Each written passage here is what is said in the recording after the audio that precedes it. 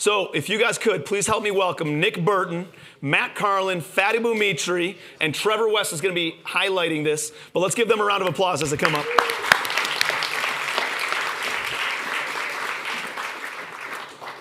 Cool. So we're going to do a panel discussion on a bunch of different things. And by the way, Trevor's got some questions, I think, lined up already. I do. But if anybody has questions, raise your hand. Annalise and Alyssa have microphones on both sides of the room that anything, right? Market updates. We're going to be talking about operations, raising capital, sourcing deals, leadership, team building, any of that kind of stuff. Hannes isn't up here because he's talking tomorrow about all things goal setting. But any sort of questions that you guys have, let's get started. So, Trevor, where are you at, buddy? Yeah. Cool, man. Operations, acquisitions from the CEO perspective, and then, of course, raising capital. If we could just go down the line, take 2 minutes. Overall, high-level market update. What are you guys seeing from your lens, your perspective? 2 minutes, and we'll just go. Tim, we can start with you. And just high-level market update. Couple of minutes. Yeah, well, I think, the big news this week was the tariff stuff, right? Gold hit $4,000 an ounce last week or 2 weeks ago, whatever it was.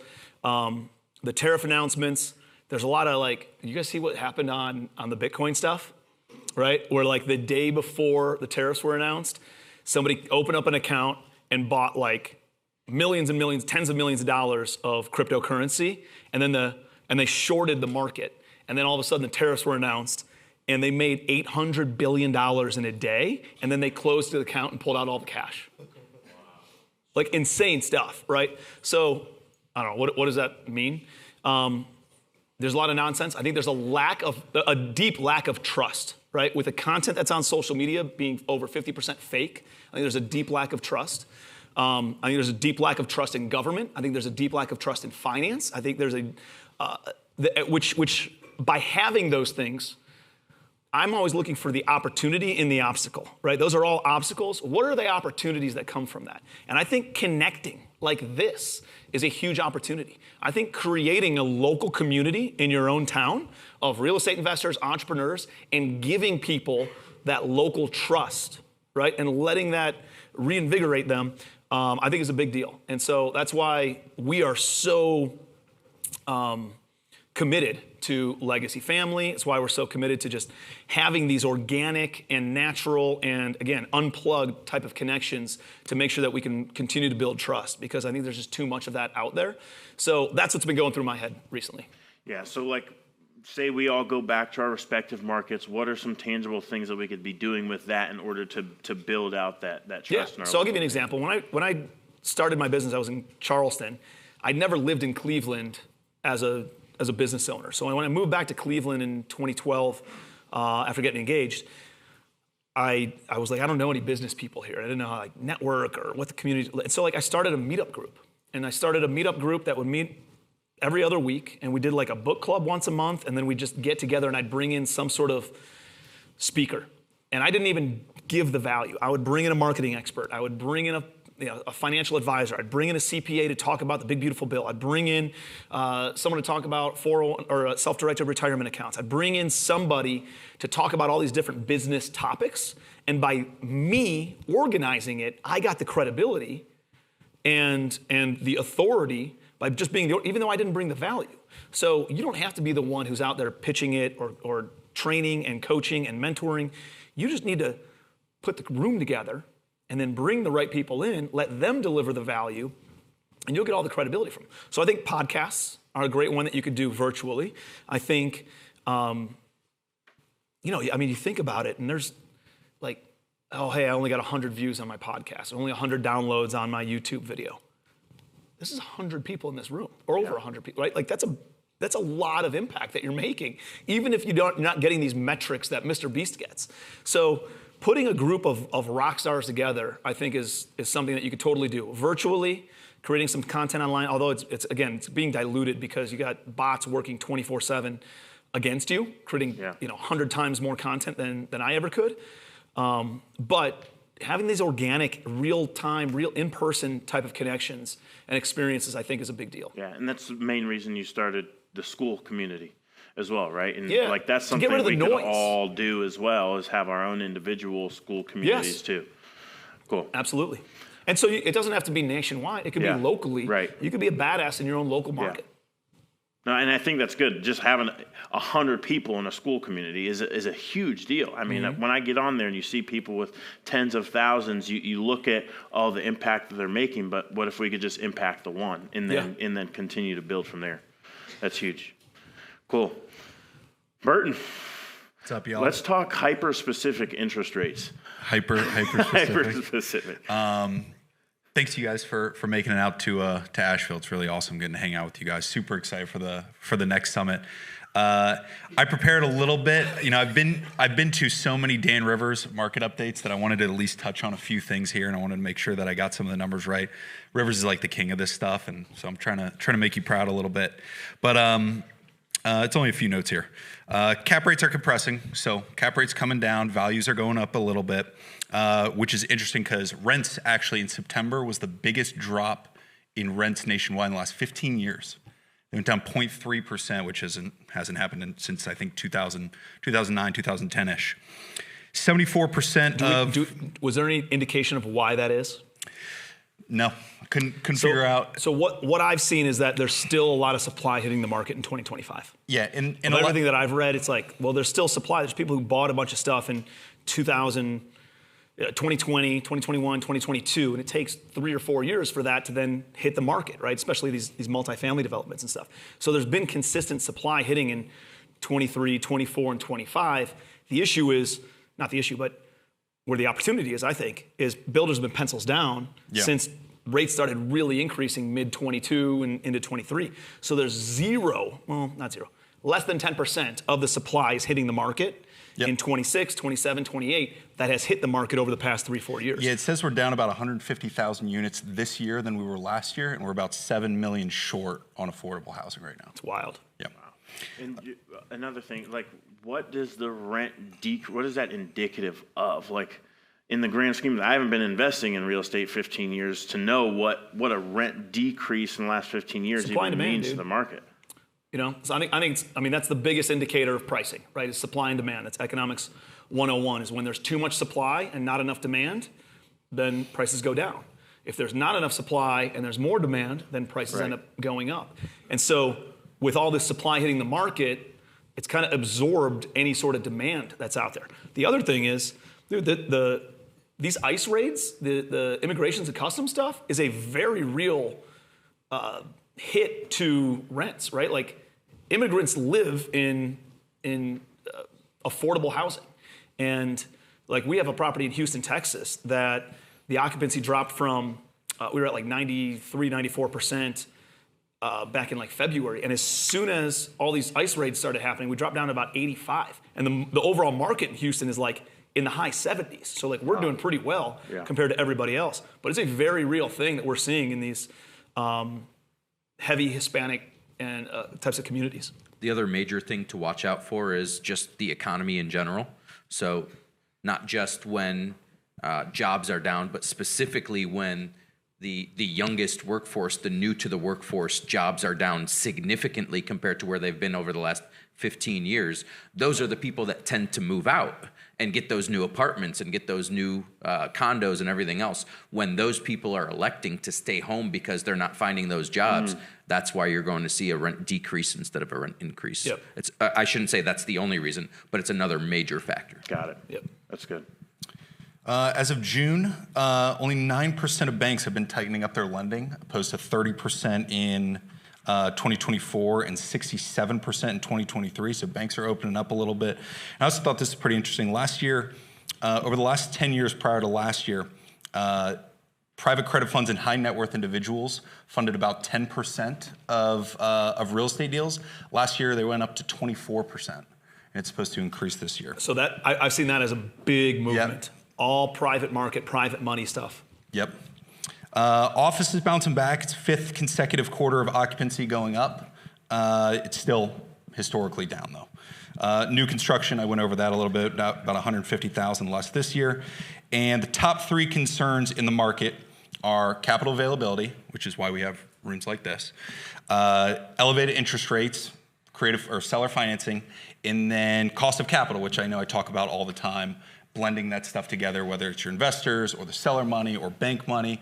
It's all stuff that I kind of am dealing with every single day. So, Yep. Yeah, Vital. When you're talking about the banks tightening down their lending or opening back up, can you be more specific to let everybody else know what you're actually seeing when it comes to getting like refinance and acquisition debt? Sure. So another stat that I saw was, I think it was like it was some big number, but loan modifications and loan extensions are at a absolute all-time high, and it's not really looking to slow down at all. Seems like banks really don't want to take stuff back unless they really, really, really have to. Mm-hmm. So, I mean, we've dealt with it on some of our stuff, but they've all seemed to be able to play ball as long as you kind of, you're not an idiot. They're very open to loan extensions. Right. Like that. I mean, nobody wants to take these things back, and they'd be stupid to, right? Like as long as things are still paying and performing, and it's been a weird, tight market. And on the other, there's some lenders that have gotten their friggin' legs taken out, right? Like straight up, Arbor's gotten crushed, Lima One's gotten hammered. There's groups that have just took out as much money as they possibly, and then never made a mortgage payment to Lima One, and like there's all sorts of crazy stuff going on. So guess what, dude? If you're communicating and you're making the mortgage payment, they'll play ball. Yeah, and another part of that, I talked to Litzler the other day just because I want to see if there's anything you wanted me to share, and. His kind of biggest piece was get your lender involved as early as possible, whether it's a new acquisition or a refinance, and make sure that your expectations are reasonable. We're getting 65, 70% on most stuff. We're not, 75. It's not the 85 that we used to get. Yeah, 80's kind of, maybe, but it's not happening. And then also making sure you have your REO schedules and your personal financial statements together, and just setting, and the liquidity is all squared away early on. So just making sure that you're working with them basically day one rather than after due diligence and going from there. The other thing I would say is it's far less like Fannie and Freddie. We haven't refinanced with them on any of our stuff over the past 12, 18 months. It's all been like CMBS lenders or it's that kind of great. So we're getting better terms, higher leverage, like CoreVest. I'm going through a refi right now with CoreVest, and I got 4 loans with Freddie Mac that have taken 16 weeks. Yeah. And they're still not closed. Yeah. The Freddie stuff, I mean, dude, they got hammered too, right? And but there's certain CMBS lenders that there's so much private money that's been thrown into that marketplace that it's created so much supply that then pricing has come down, right? So much cash means that the pricing becomes more competitive and the terms become more competitive. So a lot of the refinances that we've done over the past, what have we done? 3 or 4 refinances over the past 12, 18 months have been with CMBS lenders on either interest-only loans with higher leverage, so that way, because even with higher interest rates, if you do interest only, there's not amortized, you can get a little bit more leverage to then cash out if things are a little bit tighter, and obviously are tighter with higher interest rates. Can we get a microphone? Sorry. The only reason we're asking for a microphone is because it's being recorded, and I want to make sure it gets caught on the video. On a new acquisition or refi, is the limits on the loan to value the same? It's yes, but you're usually constrained by debt service coverage. So the debt service coverage ratio in most scenarios can't be more than 1.2 times what your net operating income is. It's 1.2. So the NOI, you need to have 1.2 times whatever the debt, your mortgage payment is in net income. But is it the same for new acquisitions or refis? I think so. Yeah. Right? We're seeing pretty much the same. Yeah. Okay.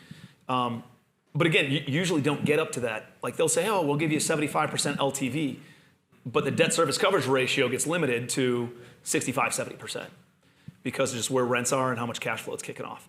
So even though they'll tell you that, that's usually a marketing gimmick in order to get you in the door, and then they, smack you upside the face and say, I'm not giving you that much money. Carlin. I think there's been a pretty drastic change. If you're talking 5-10 years ago, like anyone could make money in real estate. There's a deal that we had specifically in Florida. We purchased it ignored the CapEx renovation plan that we had, did a little bit of lease up, maybe tweak some rates here and there, sold it 2 years later and made $1 million, right? So like anyone could have made money back then. I think now, whether it's economic indicators or public policy, we talked about ICE raids. Everyone has seen interest rates rise, insurance has crushed people. Sorry, Drew. But there's been a lot of those factors, and I think that's from the operator side. But we also look at the consumer side, from the tenant side. Everyone's been crushed by inflation. The cost of just living, groceries. Wages haven't risen to match what things cost, and I think that's where you're starting to see some of the trends in rents declining. People want to stop the bleeding from the operator side, so we're going to tweak that and maybe lose $100 off a market rent versus $1,500 to $2,000 a month on a vacant unit, right? So there's all these things that kind of have to come into play, but I think now more than ever, it's super important to kind of go back to the basics. Remember to focus on the things we can control versus what we can't, and just getting mad at it. Making the difference by really diving deep on your efficiencies and your SOPs to just mitigate that damage as much as possible and ride it out. Got it. Fadi, what do you see? I came prepared. For those of you that join my calls, I'm sorry you're going to hear some things that you've already heard, but those of you that join my calls know I love the John Burns Research Institute. They are the biggest data aggregator from commercial real estate across the country. And so almost all of this comes from John Burns. And I brought my 10 biggest bullet points. So you ready for this? Number 1, supply outweighs demand. There are too many houses for sale right now. Interest rates are softening, which has brought sellers to the market, but has not yet brought buyers to the market. And that largely is considered to be because of the fact that there's more fear of the economy right now. The lack of jobs, I don't know if you guys have seen, but the last 3 months have been revised down from really nice positive to actually negative. Like it's either 2 or 3 months in a row now where they thought they added X number of jobs per month and it was actually a negative. So number 2, home prices are dropping in many cities. 35% of the tracked markets across the United States right now show a year-over-year decrease in price. So about 1 in 3 are down year over year. It's no longer concentrated in those overheated markets of Austin, Texas, Denver, Colorado. Now it's a third of all markets. Number 3, rentals and multifamily are gaining favor as more people are renting again. Since buying a home is more expensive, consumers are shifting to rental options. Number 4, 56% of commercial real estate investors expect multifamily to benefit the most from rate cuts and view it as the best bet in commercial real estate moving forward. Number 5, payment to income ratios are near historic highs, hurting first-time buyers more than anybody, but hurting the market in general. Number 6, builders are getting creative, building smaller houses, offering deals on those houses, and even offering either points up front or seller financing. And we'll get to that in a second. Number 7, townhomes, which they've been a great bet for the last X number of years. They're actually starting to see a huge decrease in the number of townhomes that are coming to market. So they're in high demand, but insurance costs, construction costs, and regulatory concerns are threatening viability. So what does that mean specifically? I know I only have 2 minutes, but I'm going to crush that. I apologize. Specifically, roofing. Roofing costs, because of single roofs across 5, 10, 15, 20 units, and you get a hole in just one portion of that roof, you're replacing 16 units worth of roof. That's $2 million worth of roof for a $7,000 a year policy. And it's costing these insurance companies too much, so they're refusing to do that anymore. So in order to have somebody insure your brand new built townhomes, what most people are doing is either A, gapping the townhomes, so you're making them detached, or B, you're actually making the roof, you're shifting the shape of the roof where each roof is separate as opposed to all one continuous roof. So it's literally changing the dynamics of the market entirely. So like one roof will be a little bit higher, one will be a little bit lower, or you put some sort of a partition in between? That's exactly right, or detaching them entirely. And they're finding that detaching is costing less, or at least making your project viable, as opposed to keeping them attached, which was the way to keep your project costs down previously. So then they'd be like cluster homes instead of townhomes. Yeah. Number 8, big builders are winning, and they're winning because of strong balance sheets, supply chain control, and flexible capital structures, which goes back to what we said earlier of their seller financing. They're buying points down at the bank for their buyers in order to encourage them to buy. So, number 9, flexibility is key for builders. So if you're a builder, if you're planning to do something in the building space, make sure that you're building with flexibility built in, so that you have the flexibility to switch from townhomes to detached, or to attached but less townhomes together. Those are all the things that are going to make it either possible to get insurance or not possible to do insurance. And then number 10, and probably the most important, is every city is different. And it's very much going back to what we've seen prior to this all-up cycle, which is, in Ohio, 2006 and 7 were not as strong as they were in Florida. And you've got to realize that your local market, wherever you're investing, may be very different from what's going on across the nation. The Midwest happens to be very strong right now compared to the South and the Southwest. So keep that in mind. Got it. And how, from your perspective, Fadi, how are you seeing raising capital in this market with everything going on? Because you have a unique perspective, raising capital for your business, raising capital in the real estate side of things. Like, how are you seeing that go? Capital is definitely still out there, but it's scared. It's extremely scared. You've got a big bucket of people who are waiting for something bigger, expecting for the market to fall out. The problem is, and this is totally my opinion, so take it with a grain of salt, but the problem is there's so much money sitting on the sidelines that if the market goes down by 5 or 10%, you're going to start seeing some of that money deploy. Mm-hmm. And so I don't expect to see commercial real estate falling 30% overnight. I don't expect to see it falling 30% over the next 2 years because of that. I do, if you ask me, fear right now is really high, not just across the nation. Even I am feeling the fear with investor conversations, with everything else, more so than I have probably since 2020, really early on when they first announced shutdowns. That's the amount of fear that I'm feeling from investors right now. Now, are some of them still making investments? Yes. Are some of them saying they're going to? In the last year, I've seen more investors say they're in and back out than I've ever seen in all of my years combined. So you're seeing a lot more of that fear. Right. And the conversation in this room over the last couple of years has been, once some of these loans mature, we're going to start seeing some of these properties come back to the market, with discounted prices and things like that. Are we seeing that unfold in our market? Is this being pushed to 2026, 2027 with the loan extensions? Like, where are we sitting in terms of the appetite in the market, in terms of investors who are ready to go deploy that, waiting for some of those loans to mature and just kind of seeing what's happening on the front lines? Yeah, I think to Fadi's point, I don't think prices are going to come down in some massive way. Majority of all the properties that are out there have fixed rate debt that's decently low rates. There is a bunch of them maturing, but it's like 20% of the market, or a little bit less than that, that's maturing over the next handful of years. So their loan assumptions are still a very real thing. You could take over somebody's existing debt. It's at a lower rate. But I'm seeing sellers are a lot more open and willing to kind of get creative, or like carry a second mortgage as a seller financing, or come back in as the equity investor. There's a lot more,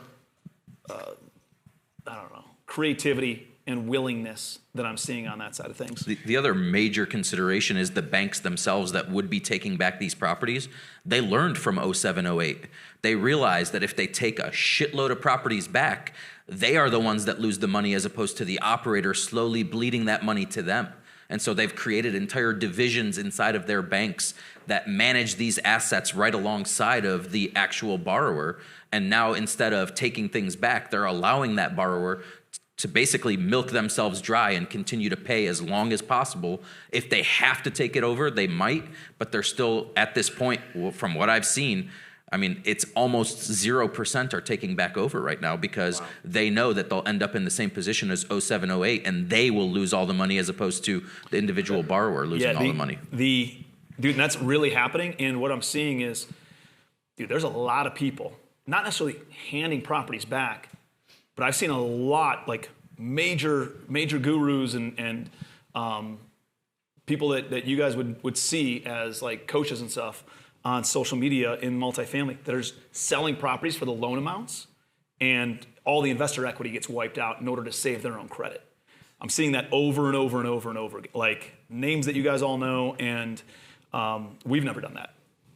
But I'm seeing a bigger discount coming from jaded operators rather than market conditions. They're just like, hey, I've got my ass kicked for 3 years in a row, 4 years in a row. I don't want to deal with this anymore. Let's just sell it and have this off our plate. That's more of what I've seen for some of the stuff that's hitting the market recently. Yeah, jaded operators, shitty JV partners. Yeah, that's the main thing. I was just going to add that. Yeah, we were all kind of sharks in the water for a minute waiting on these loans. I just don't think anybody expected the banks to play ball as much as they have. And then just to follow up on Fadi's point there, if they had to take back everything they could take back, it'd be a nightmare. It would be an absolute disaster. And I mean, to that point is like, from the JV and partnership perspective, the value of this room, because we all are doing relationship, being more relational versus transactional and partnering together, the relationship capital goes a lot further than people who just want to jump into deals to do deals. I think that's really valuable. Well, I think it goes back to like, is the person you're investing with, do they have the ability to make more money if this deal goes sideways and make everybody whole? I think that's a question that most people don't ask. They're only looking at, do I like this operator? Are they a nice person? And do I like the deal? But like, I don't know. I've lost money on a couple of deals, but my investors never have, right? Like I've gone and pulled money from other places and written checks for them to make sure they still got all their money back and they got some sort of return, or I'd give them equity in another deal in order to make up for the preferred return that got wiped out or whatever. Like, I've seen too many people who never built the muscle. And I talk about this on some podcasts of like, it was so easy to find deals. It was so easy to raise money.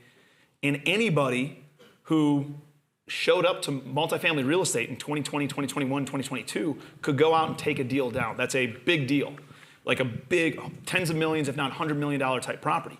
But they never built the muscle. Meaning, think about going to the gym. I'm going to the gym and I'm bench pressing 300 pounds because Trevor is spotting me the whole time, right? And he's really lifting the bar. And I'm really only pushing up like 150, right? And then all of a sudden, insurance goes up, interest rates go up, labor market gets tight, right? Supply chain gets tight. That's the spotter leaves. And now I'm stuck. I got to push up 300 pounds on my own. And I never built the muscle to do that. And because I never built the muscle, I can't save myself. And the bar lands on my neck and I'm done. And so, that's what I've seen in multifamily. I've seen too many people who got in too easily into multifamily, never built the muscle, never learned how to go out and raise more money, never learned how to creatively structure a deal, never learned how to negotiate with banks, never learned how to focus on operations and the things that actually matter, right? The getting back to the basics and increasing income and decreasing expenses and attacking it that way. But you need somebody who has good character, right, and somebody who has the ability to fix a shitty situation, right? Like how those Gunnar are the two talks things about. You need in any business partner. Yeah, Gunnar, for those of you that know Gunnar, he's like, man, I take folks out and I put them through a workout, a hard one, to see how they're going to bounce. How are they going to push through, or are they going to quit? And that's how I know, this person is going to be somebody to go into business with, because they push through to the end when challenge and adversity. I mean, when I was in the service, that was the whole purpose of going to a new unit, a special forces unit. They're going to smoke you until you want to die, to see if you're going to get to the other side, to see if your teammates alongside you will be able to rely on you when you're actually taking fire. And that's super important. But I think to Tim's point, right? Like, they also have to have taken licks in the past to know what the hell to do when they start, when haymakers start landing, you know what I mean? Yeah. You can't just be the guy who decided to start raising capital and start doing deals, and then all of a sudden things are being thrown at you left and right. You have a decision to make. There's actually somebody in this room that made that decision and said, I'm hunkering down and I'm going to do whatever the hell it takes. I'm not letting this take me down. I'm not letting this take my investors down. Well, unfortunately, there's a lot of operators out there who are like, man, I'll just wait and raise the next deal. Let this one go away, right? Not everybody has And that's far more common than the people who are willing to work through it. we have people that have gone through this room and are, unfortunately they're handing things back right now, right? Like you have to have the grit, you have to have the perseverance, you have to be relentless. And in addition to all that, you have to have the experience of, well, I know what happens when they throw this punch. I've got to do this, right? And I have to have the experience of knowing how to take those punches, even if it's on a small scale, in order to scale that up and say, all right, I've taken the punches for a while, now it's my turn to start throwing them.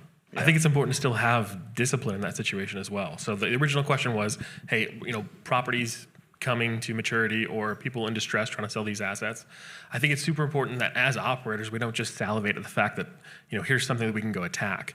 If something's distressed, there's a really good chance, I can almost guarantee it, they didn't do repairs correctly. There's so many things hiding, right? So it's super important to, again, get back to the basics, to the original point of making sure we're doing good due diligence and not just salivating because here's a distressed deal that I can buy for X% off. If we just close on that, we're going to be in that position in 2 years. So it's super important that on top of everything we're talking about, we still have the discipline to know, don't stray from your SOP and your kind of guiding light. We want to get back to that versus just saying like, oh, I can buy something at 30% off, like closed, you're screwed. Yeah. Right. So it's super important to have that discipline. Besides insurance, what are some of the heavier costs in this current market that you're facing, and what are some of the things that you're doing to combat that on the operational side? So I think the biggest challenge we have is that there's all of these market factors that individually are a pain point, but collectively it's that knockout punch sometimes, So it's not just dealing with one thing at a time, it's everything at once. So I think it's just trying to be creative. Some of the specific things we were talking about was just, cost of materials, over the COVID period. Trying to do any sort of work was very, very expensive. Finding labor where people were being paid, again, during COVID time to stay home and not work, it was really hard to break that mindset.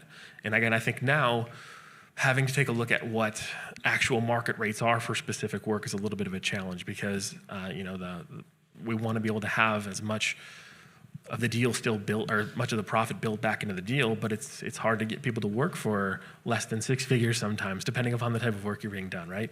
But all of those are different challenges. So I think it's really important to, again, focus on those efficiencies.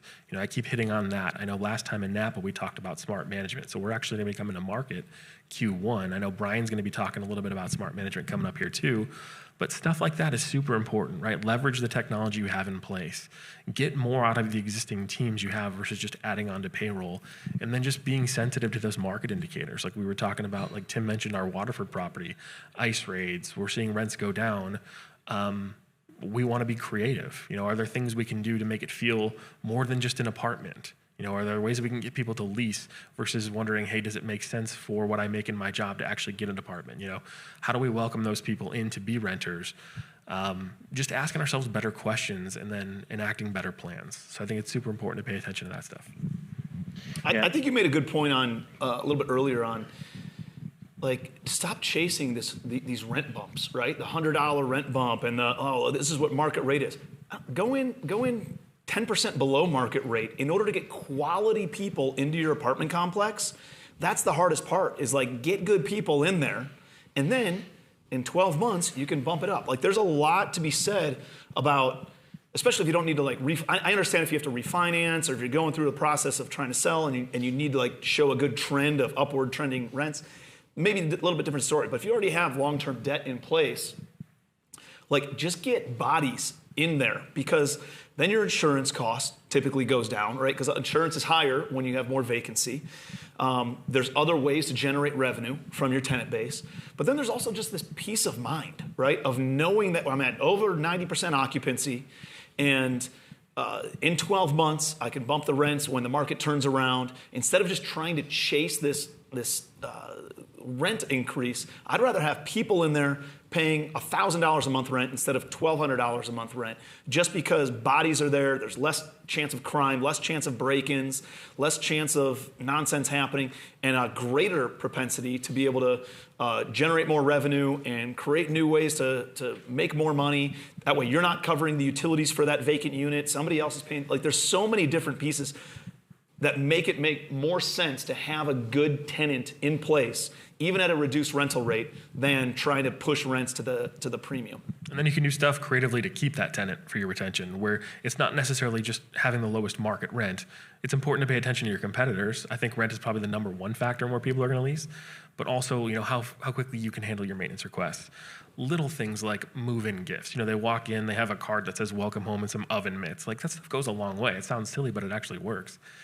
We also like to do resident events when possible. So like Christmas, come get some pancakes with Santa on a Saturday morning, or trunk or treats, Easter bunny breakfast, things like that. Just a little photo op. You hide little eggs around the property. People get prizes.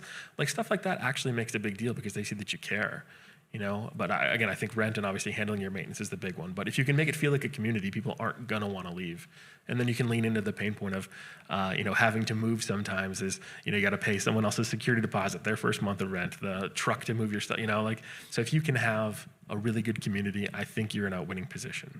I think that's strong. And maybe one or two more questions, but like on the deal acquisition side of things.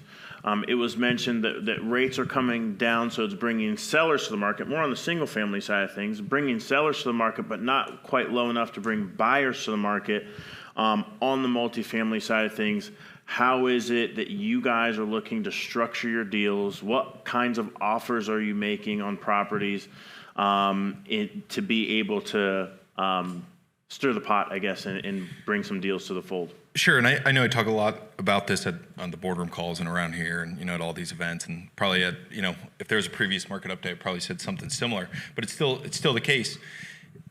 Any money that I can get from the seller is cheaper than money I can get anywhere else, other than my own. It's cheaper than the bank. It's cheaper than our investors. So the seller's really the biggest piece there. The absolute most I can get them to carry back, because an investor I'm going to need to pay 10%. The bank I'm going to have to at least pay 6%. I don't have to pay at least anything to a seller if I don't want to, if it doesn't work out. Like, I can offer 0%. You can't get 0% anywhere else. Not saying that they're going to take 0%, but the way we've kind of been going in at things is, in an ideal world, I want them to carry as much as they possibly can. If I can get them to carry 100% or 90%, great.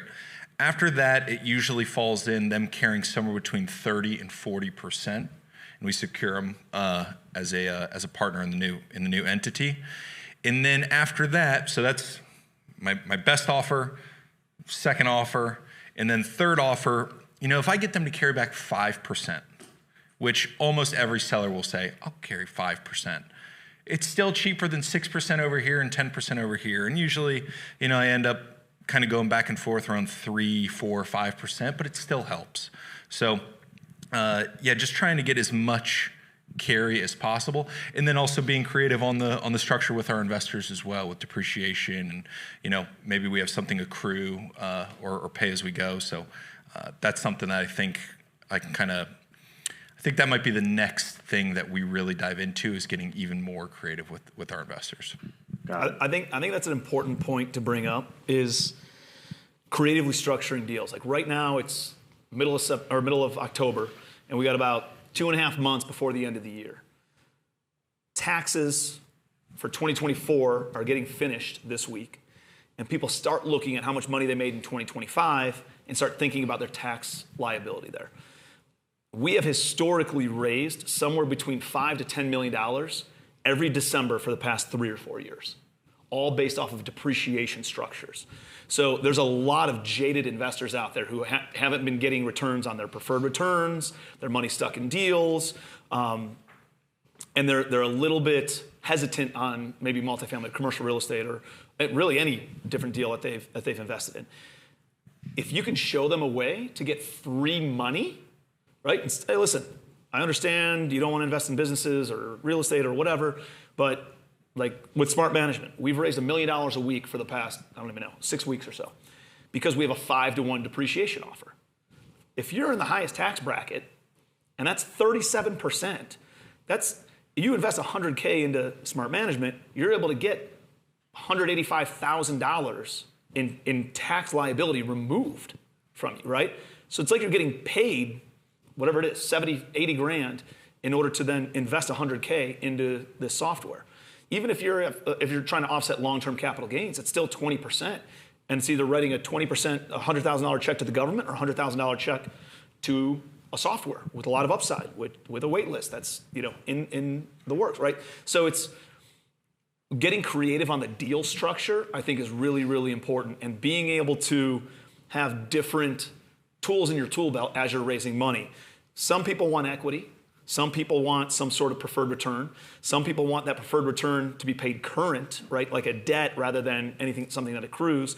Other people are looking for tax advantages, and realizing you got these different levers that you can pull in order to structure deals properly, I think is a great tool to go in and attack at the end of the year. So if you have some deals and you have excess depreciation, and structure it, and maybe you just raise $100K for a deal that's already fully capitalized but needs a little bit more money to throw in. You don't need the depreciation because you got all these other deals that have enough depreciation, and you can sell off $100K of depreciation for a $100,000 investment.